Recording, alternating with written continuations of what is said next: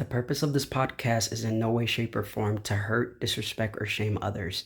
It is only to give my perspective. Please follow me on Twitter at @the_liespod. Thank you. Yeah, I can see it. Yep. Very good. All right, man. Let's go downstairs. What made you? Hold on. What made you get into this podcasting? Honestly, I think I spent a lot of years of my life trying to shy away from the public and not put my face out there a lot, not put my voice out there a lot. I grew up like a very vocal kid, you know what I mean? I was very loud because I was always like, a small, short, skinny kid. So I was always loud, I was always barking. I was, everywhere I was seen, I was heard. And as I continued to get older and some things I went through in my life, I started to move a little different. I started to not want to be seen as much and not want to be heard as much and start to move in silence for one reason or another. And it worked out pretty good for me at first. And then I think I just grew a passion in like helping people over time. And I think like this is my way of giving back and helping. I really don't care about, I don't care about getting 1 million views. I don't care about getting 1 million subscribers. I just want to put a different perspective out there. You know what I mean? Like I look online, bro, and we are bombarded with like so many stuff. Like we have no idea what we're looking at most of the time. And most of the things I see are lies. Like no one really answers, is Meg Stallion a man or not? Like we don't know this. Like why is that even, you know what I mean? Like it sounds funny, but like why do you have millions of people in the world thinking you're a guy? And you know why I believe it? Because the Beyonce video, Single Ladies, one of her 2 background dancers is a guy. Like, and it's like, I get it, I respect it. If you want to live your life that way and you want to be that way, but why not put this out there and say, instead of trying to create an illusion, like there's 3 women there, why not call it out for what it is and say this is a guy? Or this is a transgender person, so we know what we're looking at. Because ultimately, when you hide that, what you're doing is you're feeding us something subconsciously. And you're feeding it to us in increments so that at some point we are okay with it. Like, why does Lil Nas X, what is so important that he feels like he has to take a picture of himself and Photoshop it to make himself look pregnant? What is the meaning of that? What is the purpose behind that? What does that signify? What does that represent?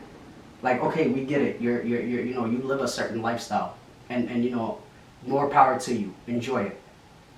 But like, here's the thing, right? And since I'm touching on that topic anyway, with the whole LGBT community thing, you have a lot of people that hold the stance that LGBT people are born that way, right? People are born liking something different. And to that I say, let's say for a moment that I do believe that. My question now is, why do you feel like it's so important to teach it to kids in schools? Because before that idea was ever around, we all believed and we all knew that you were born heterosexual. You were either born a boy or a girl. But we never taught that in school. We never taught preschoolers about girls and boys. We never taught them about liking women or liking men. We taught preschoolers ABCs, coloring in the thing, staying in your line, right? But now all of a sudden, now that this ideology comes around, why is it so important that we have to feed this to children? Why is it so important that now that public schools, they have to share restrooms, boys and girls? These are the things that don't make sense, right? To me, when I look at this, it's like, when something is a truth, you don't have to try so hard to bash it into other people's heads.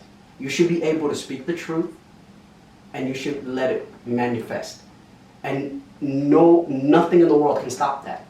But when I see someone say something and then treat it as if it's an absolute truth of life, but then they go and they bash it into everyone else's head every single day, they put it in front of children, they put it in front of adults, they put it in front of those who have completely opposite beliefs.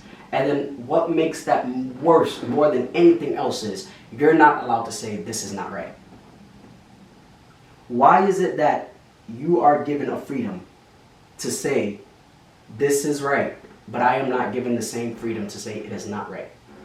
Why is it okay to bash heterosexual men and women, but it is not okay to do the same to homosexual men and women?